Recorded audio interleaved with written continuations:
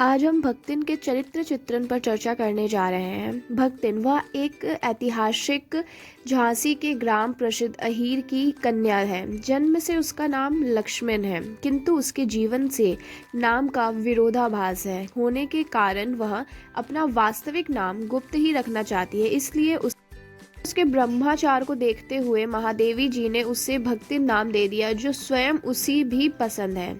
बड़े बाप की बड़ी बात वाली बेटी भक्तिन न केवल ग्राम प्रसिद्ध अहीर की लड़की थी, वर्ण एकमात्र लड़की होने का सौभाग्य भी उसे मिला था। बचपन में ही माँ की मृत्यु हो जाने और घर में विमाता के होते हुए भी उसे पिता की ओर से जो लाड प्यार मिला, उससे उसके व्यक्तित्व में बचपन से ही पिता की अखंडता और आत्मसम्मान की प्रबल भावना का उद्रेक होना स्वाभाविक ही था।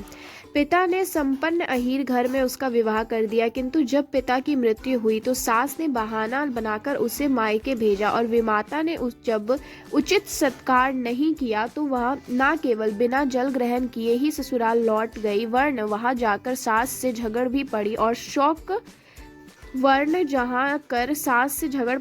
शोक व्यक्त करने के लिए अपने गहने पति की ओर फेंक दिए। पति बड़े बाप की बड़ी बात वाली बेटी के स्वभाव को जानता था, इसलिए घर का सारा काम करने के बावजूद जब उसकी जेठानियां उसको शिकायतें करती उसके पति से, तो वह चुप रहता। भक्तिन के चरित्र की दूसरी विशेषता है कष्ट सहिष्णुता। भक्तिन के चरित्र में कष्ट सहिष्णुता की पराकाष्ठा दिखाई देती है। बचपन में ही माँ की मृत्यु ने उसके जीवन को झंझोर डाला था। विमाता के दुर्व्यवहार और पिता की असामयिक मृत्यु से मायके की ठंडी छां तो छिन ही गई थी, पुत्रियों को जन्मने के कारण पति के अतिरिक्त सभी के स्नेह भी उसे वंचित होना पड़ा। घर में उसका जीवन उपेक्षित सा था। घर बाहर का सारा काम उसे करना पड़ता और जेठानियां चारपाइयों पर दिन भर आराम करती रहती। खाना बनाने से लेकर खेती पाटी, अमराई देखना और गाय भैंसों को चारा पानी की सारी व्यवस्था उसी के जिम्मे थी।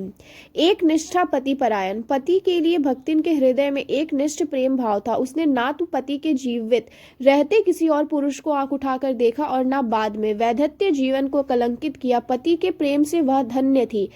पति की मृत्यु होने के उपरांत उसने दूसरा पति करने की उपेक्षा वैधव्य जीवन ग्रहण करना किया तथा संन्यास ले लिया।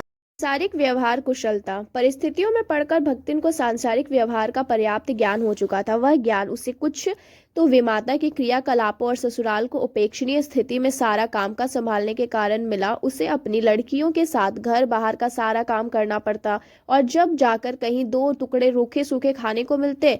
सारा काम खुद संभालने के कारण उसे पता था कि अमराई का कौन सा पेड़, खेतों का कौन सा हिस्सा और गाय भैंसों में कौन अच्छे हैं।